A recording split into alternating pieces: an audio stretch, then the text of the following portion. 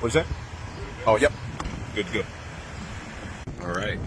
First, what you want to do is disconnect the battery. Make sure no power is going to that alternator, even though it is dead. Battery and the alternator. Then we're gonna have to access this alternator. It's right there, but we have to access some bolts through this side. So we're gonna have to take this wheel off. Like that. Then it's a 16 millimeter on this tension.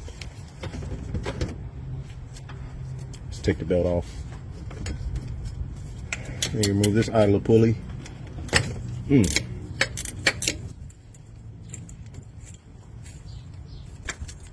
Alright. Usually when I take them off, I have them look like that. That way I don't get them all mixed up. And I like to look at the bearing. Also make sure it's not damaged. It's another 16.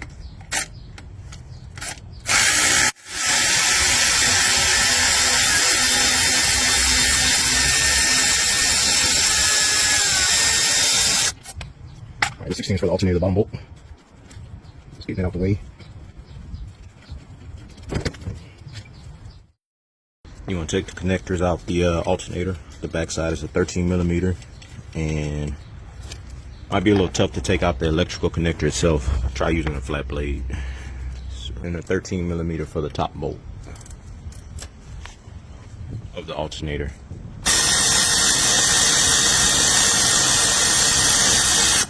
Alright, now we got all the bolts from the alternator off.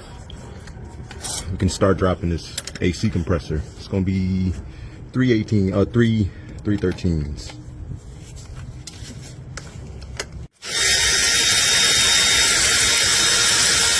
And probably the bracket too.